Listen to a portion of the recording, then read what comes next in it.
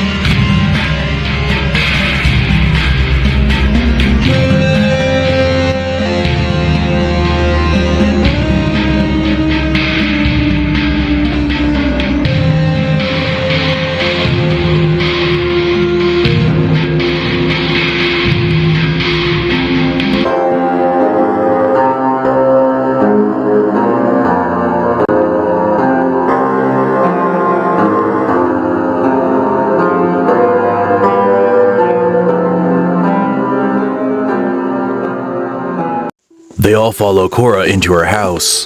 Dark shelves line the walls, neatly packed with strange stones, dusty tomes, bottles of herbs, and skulls.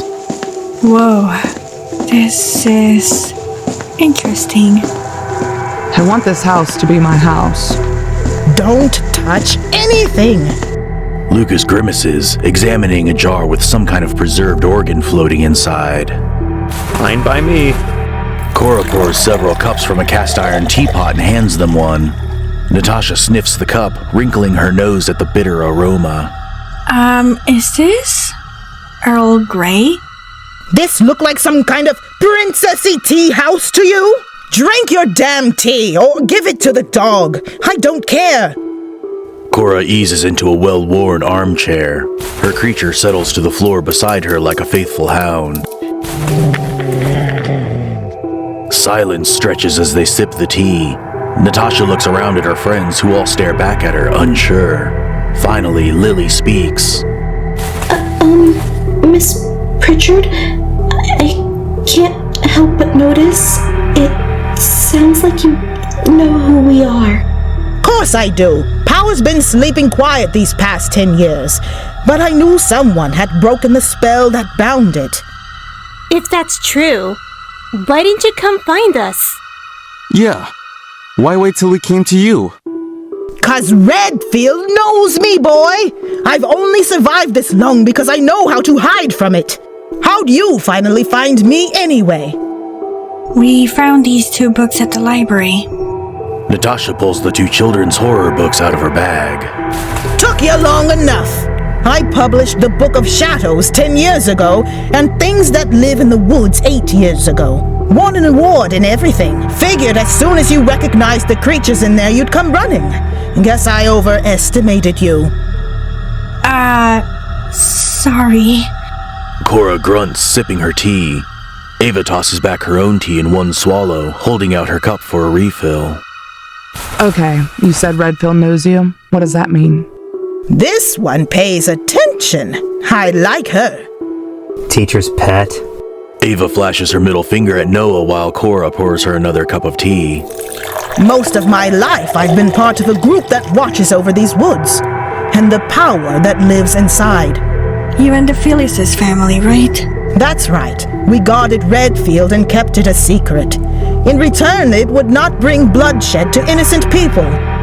Based on the Book of Shadows, Jonas Phileas had spiritual powers. Does that mean you received abilities too? You catch on quick, kid. The Phileas's power was to use spiritual energy to fill it to a special doll and give it to Redfield to be satisfied for the next 10 years. My special ability is to control dead creatures. Well, that explains Twiggy over here. Hang on, you made that thing? Do you have any other powers? Absolutely not. I only do summons like this ugly beast here, but only one at a time. Others could levitate things or talk to beasts and whatnot, but there's only so much power a person can hold without going strange. Cora scowls into her teacup. Suddenly, Natasha hears the voice again. Before greed, power, consumed darkness. Cora notices Natasha mumble, looking at her intently. Her eyes widen in realization as she's being stared at. Someone got greedy, didn't they? Someone tried to use too much of the power. Idiot! We told him what would happen. He saw the shadows wandering out of the woods at night. Leftovers from the other greedy idiots. But no!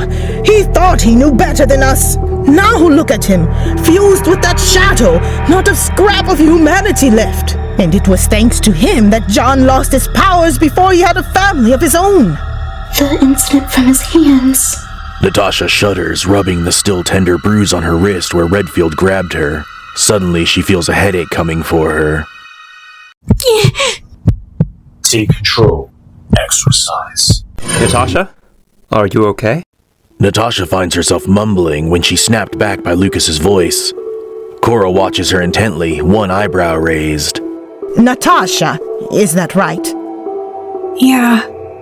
I'm going to ask you a question, and I want to hear the answer directly from your mouth. Have you experienced things out of the ordinary? Say, visions, voices, quick reflexes, a spark? You know, now that she mentions it, Natasha's always been pretty fast when it comes to dodging. And she mumbles to herself a lot. She did mention seeing visions. And the old lady said she felt a spiritual energy coming from her. The group looks at Natasha and her eyes widen as if she's been seen through. Do you know something about this? Yes, though it's just a hypothesis. That's better than nothing. I must know what's going on with me. That mysterious powers of yours is an extension of your intuition. You might know it better as your sixth sense. A little something that warns you out of danger. You're saying it's like her instincts? Yes, you could call it that too. Everyone possesses it to some extent. However, your sixth sense is unusually keen. It's probably why you were able to avoid my dog so easily. Of course, you seem to already have the physical abilities and reflexes to react to the danger you sensed. I kind of get a sense for what she's saying. It's like what used to happen to me. When your power activates, you just become so much more aware of your surroundings. That's gotta be the sixth sense. But the true value of her sixth sense isn't limited to that. Animals are fascinating, you know. Abilities that aren't necessary for survival are pruned. On the other extreme, they can awaken new abilities if they need them to survive. Do you understand what I'm trying to say? If I'm being honest, this spark started to happen to me since I was 8 years old. Wait, seriously? And you didn't think of telling us? I didn't know what it was back then! How the fuck did you expect me to figure that out? Fascinating. Then it seems like your mysterious powers are growing even more. All of this started to happen when we met Mr. Red. Could all of this just be his doing? Not every person gains some great new power when they face imminent danger. I believe in your case, it is likely that you already possess that ability even before meeting Redfield. Whoa, this is crazy. Perhaps a parent or ancestor of yours had special powers? I don't know. I've never seen my mom use any weird powers. She seems like a normal woman to me. And what about your father? Don't ask. I don't know his name or what he even looks like. All I know is that he abandoned me and my mom when I was a baby. I see. I apologize if I upset you. Whatever. I don't care. But perhaps you should speak with your mother about this. She might know something about your mysterious power. I'll ask her for sure. But right now our focus is Redfield. She's right. But how would we defeat him? John S. Phileas was the last member of the family before his death. There's no one who can properly perform the ritual. That may be so, but I know another way to lock him up. She heaves herself out of her chair and starts bustling around the room, taking down jars and bunches of herbs. Someone find the jar of powdered bloodstone. And you, put those goblets on the table. Oh, these? Noah retrieves a pair of ornate goblets from a nearby case and sets them on the low table. Cora shoos them aside, then starts mixing various powders and herbs into the two goblets. Okay, I get that we're moving quickly here, but can you maybe pump the brakes for a sec? What is this new way of stopping Redfield? Yeah, I'd like to know exactly what we're getting into. What's the plan? Will you be assisting us? What does it look like I'm doing? Making a casserole? Cora adds a pinch of ash to each goblet, then starts scribbling furiously on a notepad. I can tell you how to bind Redfield, but you're gonna have to go into those woods and perform the spell yourselves. What? But we can't! I mean, how are we supposed to do that? We don't have any special abilities ourselves. Well, aside from Natasha. But her abilities are visions, hearing voices. Those aren't exactly things that hurt monsters. That may be so. But perhaps I could put it to good use still. Why? Why does it always have to be us? It's because we're connected to him. Something about being near us gave Mr. Red powers. Especially once he managed to lure us down in that cave 10 years ago. Maybe that same connection can give us some kind of power over him. Huh.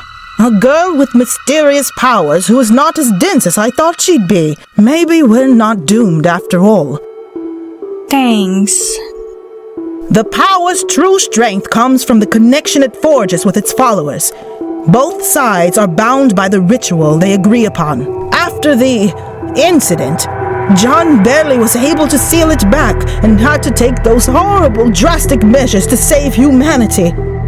She finally tears the page free from her notepad and hands it to Natasha. With this spell, we sealed that bastard inside the old meeting house. Old meeting house? Wait, those creepy ruins? How old are you? None of your damn business. Natasha takes the paper, scanning Cora's cramped handwriting. So this is it then. We just follow these instructions? Seems a little anticlimactic. You did hear the part where we have to go back into the woods, right? Yeah, where Redfield will try to stop us. That's right. Once he sees what you're doing, he'll do everything he can to interrupt the spell. You're going to have to. Hey! You drop that! I said drop it! They jump, following Cora's accusing finger, to where her pet creature is chewing on its own leg bone. Stupid thing! All the arcane powers in the world couldn't magic a brain in that half-rotted skull of yours. Don't suppose you'd take this damn ugly beast with you? All he's doing here is chewing up my nice furniture. Yes, we would like. Redfield will probably send tons of these creatures after us. I may have reflexes, but I can't do everything alone at once. It'd be nice to have a monster on our side for once. Hear that, you damn beast? You're going with these kids for a while. Cora snaps her fingers and the creature gets up, bony feet clacking across the floorboards. Does it, have a name? Never bothered to give him one. Call him what you'd like. Fine, let's just call him Reaper. Reaper trots over to Natasha, grinning. Hesitantly, she reaches down to scratch his mossy head. That's surprisingly soft. And weird. Definitely weird. Who's a good undead boy? Is it you? Cora grabs a plastic lighter from the kitchen and tosses it to Natasha. Then she hands the two goblets to Noah. Don't spill those. There's a clearing with a big stump in the middle. About a mile in from the road. You know it? Yeah, that's where we found our friend Dan. That's where you'll do the ritual tonight. Tonight? Why can't we wait until morning? Because Redfield's got to be inside the clearing for the spell to trap him, which won't happen if it's full of sunshine. Got it. But before we go, there's something I wanted to ask about. What happened to your face? Is it related to that incident with Jonas Phileas?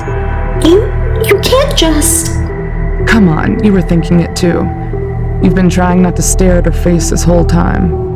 But because staring's not polite! Some kid broke my oven trying to get out of his little clay coffin. Damn thing blew up right in my face. Oh my god.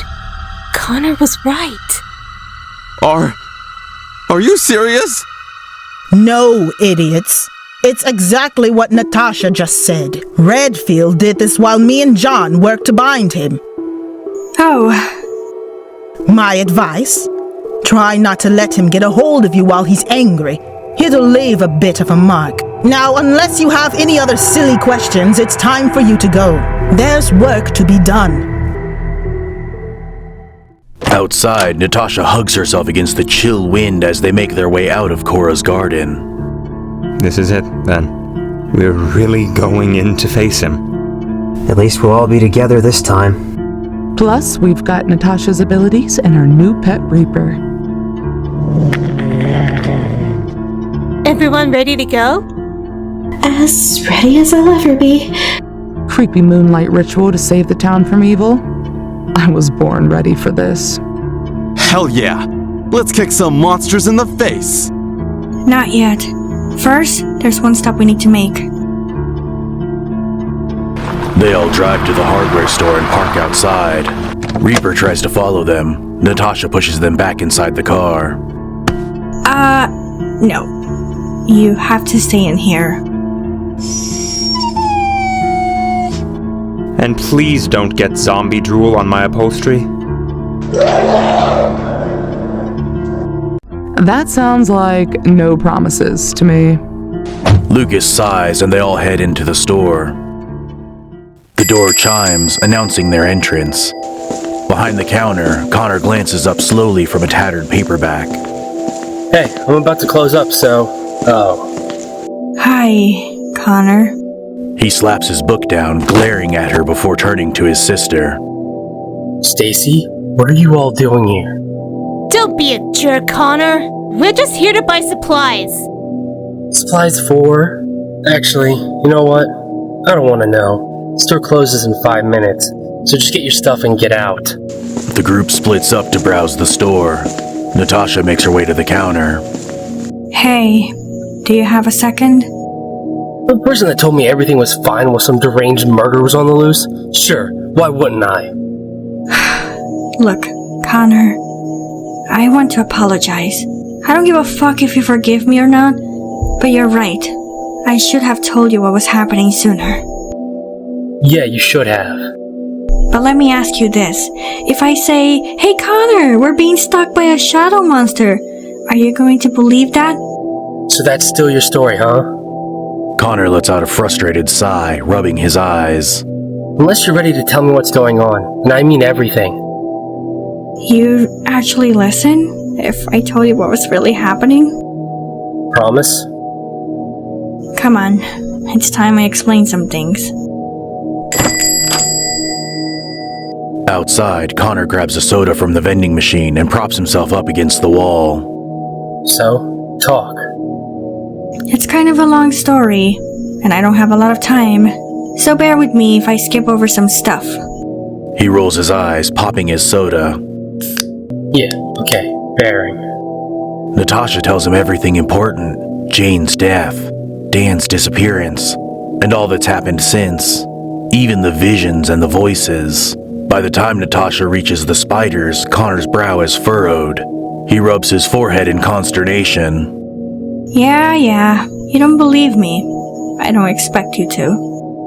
I mean, look, I don't want to be the kind of guy that doesn't believe someone when they... He sighs. But you have to admit this all sounds pretty... out there. Do you have some kind of... I don't know... What, proof? You want proof? Take a look at that car. Huh? Why? Just do it. I promise you're gonna believe everything I told you in about 10 seconds.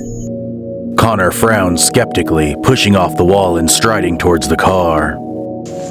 So, what? Is this the part where something jumps out and... Holy crap! Reaper springs up against the car window. Connor scrambles backward, tripping over his own feet, a look of terror on his face. What the hell is that thing? That's one of those dog things I told you about. You didn't tell me you took one home as a freaking pet. I hadn't gotten that far yet. Connor sinks back against the wall, clutching his chest. This is nuts. So, now do you believe me? I mean, I knew Stacy was acting weird, then and now. But all this? He shakes his head, chucking his empty soda can into the garbage. But if things were this crazy, why the heck didn't you say something sooner? Connor, I had to protect you. Redfield is no ordinary monster. He's been going after people close to us, enemies and friends. I thought the more involved you got, the less safe you'd be. And what about your safety? Finding you impaled on a tree would have not made me feel safe. Connor flinches. Okay, point taken. Okay, so what's the next step? I assume you're all here because you're about to run off and do something stupid. And you know whatever it is, I wouldn't want to come along, right? But I can't. You can't come because it can only be us. Says who? Pritch the Witch. What does she have to do with this? She gave us a sort of spell thing. We're gonna go put a stop to this, but it only works if we're the ones doing it. He crosses his arms, frowning deeply. I really don't like this. I feel helpless. Yeah, I know that feeling, but I need you to trust me. Connor runs a hand through his hair, struggling to process everything. So, are we okay? Yeah, we're cool. I'm glad. Thank you for hearing me out. Keeping all this a secret has been eating me up inside. Thanks for finally telling me. Inside, Natasha finds Noah and Andy browsing in the center aisle. How's it going? Andy's having way too much fun with this. Hey man, I'm just trying to live out my cheesy action movie dreams here. Don't ruin it for me. Andy's eyes suddenly light up. He sets down a jar of nails and turns to both of them, grinning. You know what I just realized? This is gonna be over tomorrow. Yeah, assuming we don't all die. No, that's what I mean. Fist of Thunder 6 comes out next summer, and there's no way I'm missing that. So we're definitely gonna win. What? Come on, I'm serious. What are you guys looking forward to? What have you been waiting for so hard it proves we're gonna live? Dunno. I haven't had much to look forward to lately. There must be something. What about homecoming? I'm probably not going. Seems kind of pointless without a date, doesn't it? And I'm really not in a good place for that. Dating, I mean. Andy reaches over, squeezing Noah's shoulder. That's cool, dude. If it's not the right time, then it's not the right time. Still, you shouldn't let that stop you from enjoying homecoming, though. We could all go together. Dude, let's all rent a limo!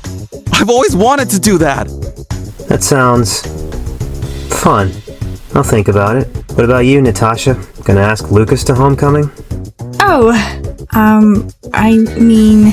Natasha glances at Lucas. I'll be right back.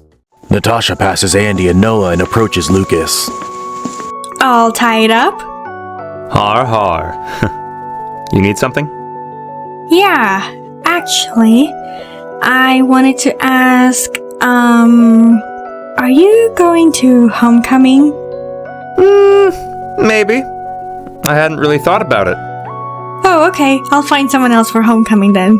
Natasha smirks, about to go away when Lucas takes her hand. Hold on. I'm just messing with you.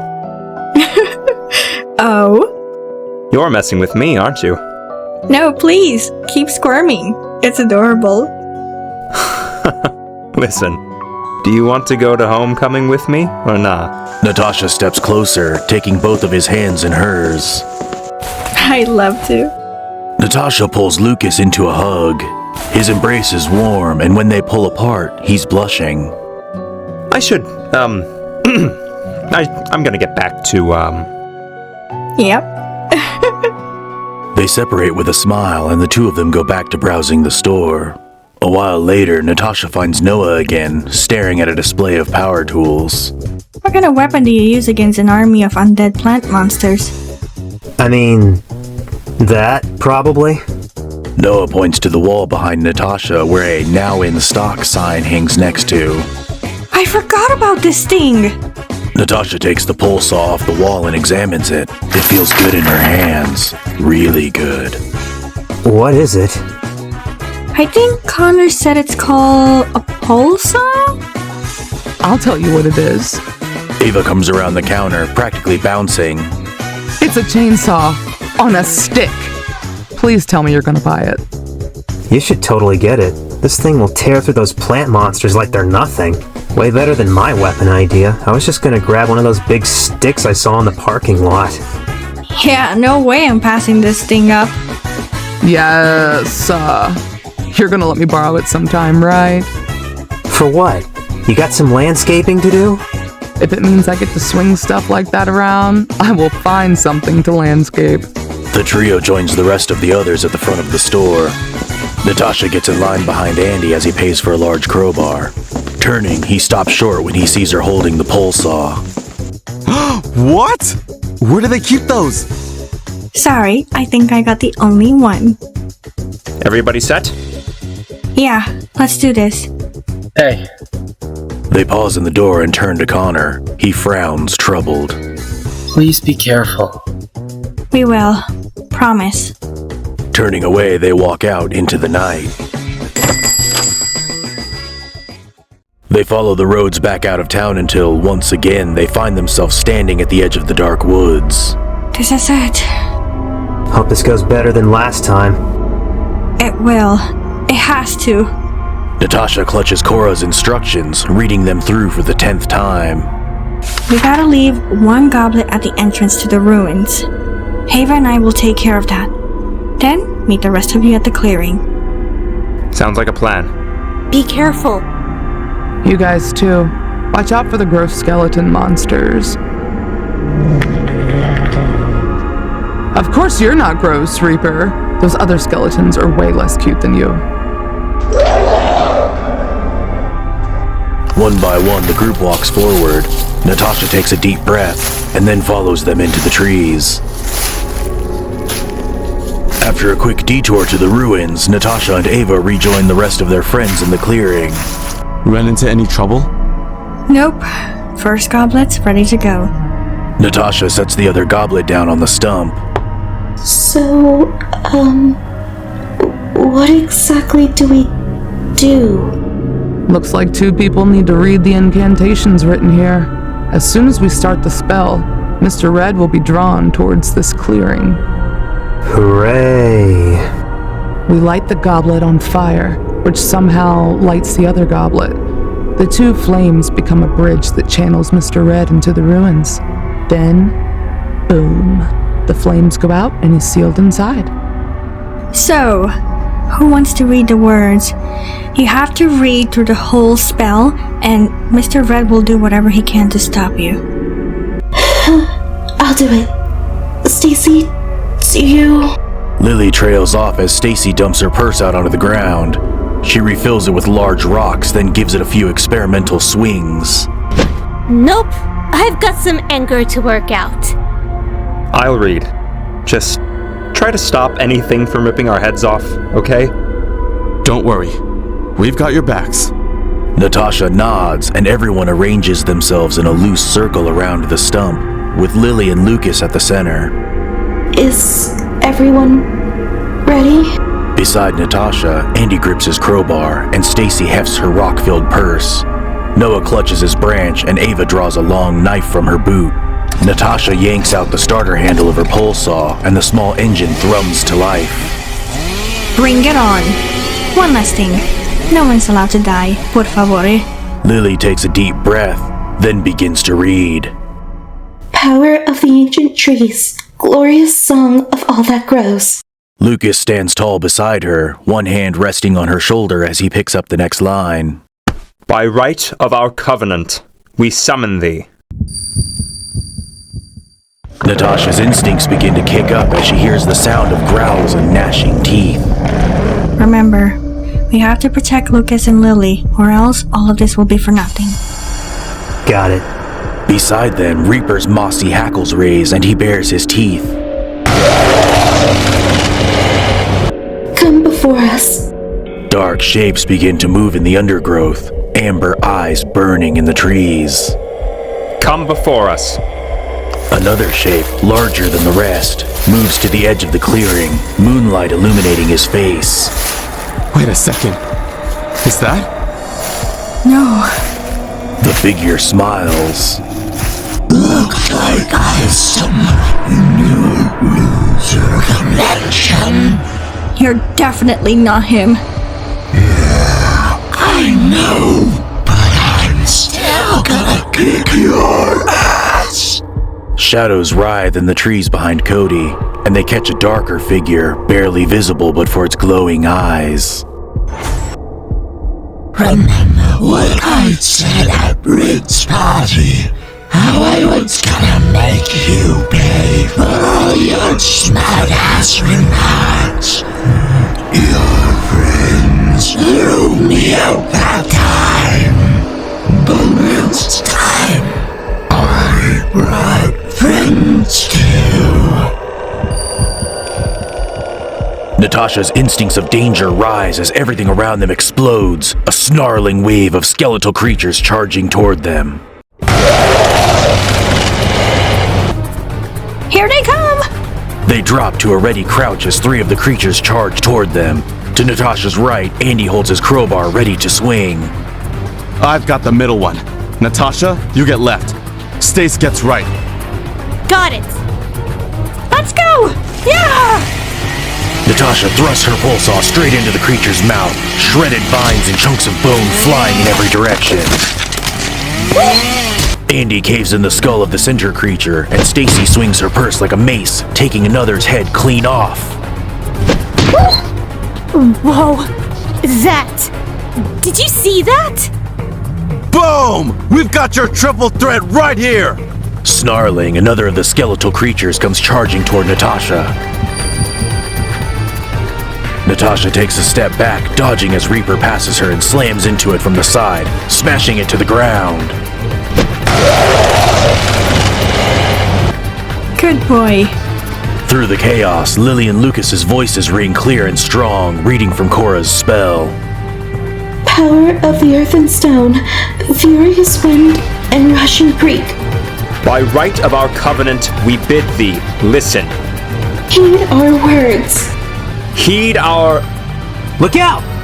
Two creatures manage to dodge around Noah, heading for Lucas and Lily. Crap! Natasha's instincts grow stronger and she begins to run toward the creature, reaching it in time. She brings her saw blade down like a scythe clean through the creatures. It collapses in a heap at Lucas and Lily's feet, burning out. Whoa! Nice save, Natasha. You're literally like a speed demon. Are you two going to be okay? Don't worry about us. We've got to finish the spell. Could use some help over here. Natasha quickly sprints to the other side of the clearing, where Noah struggles to hold a thrashing creature while Ava slashes at it with her knife. Damn it, Noah. Hold it still. I'm trying!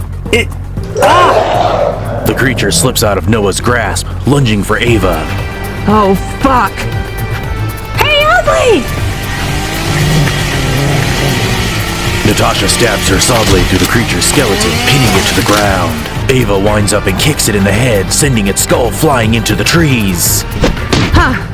Maybe I should take up soccer. Thanks, Natasha. That one got away from me. No problem. As the group continues to struggle against the skeletal creatures, Natasha hears slow, sarcastic applause from the clearing's edge. Not bad, Natasha. Maybe you're not so tougher than I gave you credit for. Behind the body of Cody, Redfield seethes, hovering just outside the boundary of the clearing. Redfield knows we're trying to trap him. He won't risk coming after us himself until he's got no other choice. Steeling herself, she points her weapon at Mr. Red, who's wearing Cody's face. Come over here. I'll show you how tough I am. Redfield reaches out one claw hand, resting it on top of Cody's head. I thought you never asked. Before their eyes, Cody's flesh begins to warp and bulge, his skin tearing and falling away, revealing the dirt and stone beneath. Holy crap! What he said. The stone creature advances on them, seeming taller with every step. Wow, you're an even uglier motherfucker than I remember. With surprising speed, he lurches forward, one huge arm about to clamp. But at full speed herself, Natasha is able to jump backward away from it. Natasha pulls the trigger on her Polesaw, revving the blade to its full speed. She brings the blade down on the creature's arm.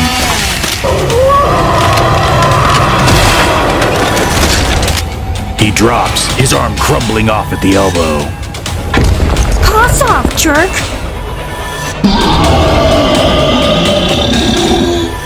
He stoops, picking up his own severed fist, a clump of rocks and dirt the size of a basketball. With a grunt, he hurls it at her head. Whoa! Natasha's saw chews through the projectile with ease, spraying dirt and pebbles everywhere. I like this toy. He shakes his injured arm, and the stump begins to grow back. Oh, hell no. The stone creature flexes his new hand, sneering at Natasha.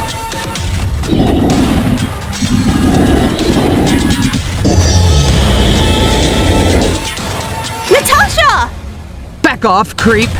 Stacy, Andy, Ava, and Noah try to run to Natasha, but the vine creatures surge forward, forcing them to keep fighting.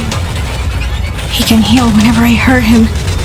There's gotta be some way to put him down for good. Suddenly, Natasha hears the voice again. Bring it. 2 sources in. The room shattered. Natasha snaps back to reality. Why? That's when she sees it, hidden among the rocks that dot the creature's chest. The rune on its chest. It looks just like... I know what I have to do. Natasha takes the saw and points it at the creature. I'm done playing these games. The creature draws a smirk at Natasha. She confidently hefts her weapon and dashes toward his chest. I'm done playing these games.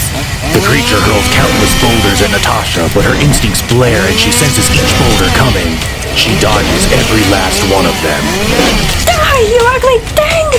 She ducks under the creature's next punch and stabs her Polesaw right into his chest, shattering the carved stone.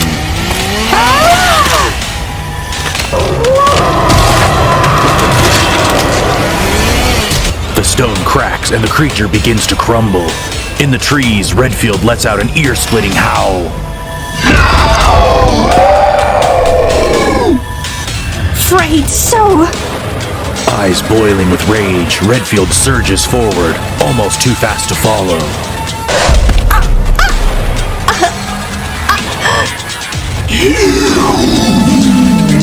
Run!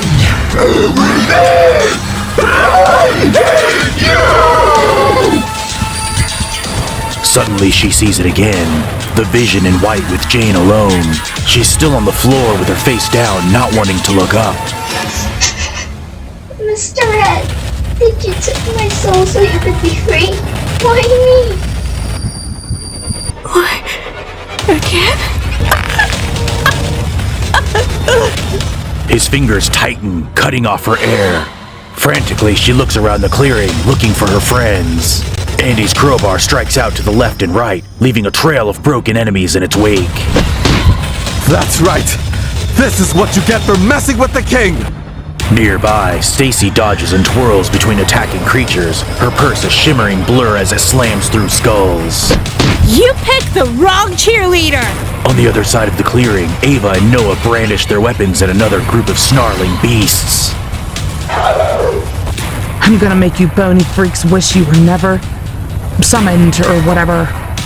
I am not letting it end like this. Not when we're close.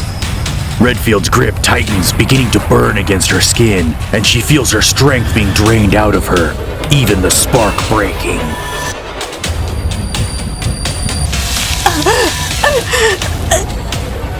Are you scared, Natasha? I'm not scared. Redfield throws Natasha to the ground, then floats unhurriedly toward Lucas and Lily. Lucas steps protectively in front of Lily, his jaw set as he continues to read the words of the spell. Power of flame and shadows, keeper of darkest secrets. Lily stares defiantly up at Redfield, shouting the spell into his face. By the right of our covenant, we bind thee. Natasha stands up and goes forward, feeling in her pockets. Trouble us no more. Natasha's aching fingers find the lighter, just as she reaches the stump. Straining, she flicks the striker, igniting a tiny flame. Trouble us no more! No! Redfield descends on Natasha, howling, claws outstretched. Too late. Natasha touches the flame to the inside of the goblet, and a line of blue fire shoots out from its center, streaking toward the ruins.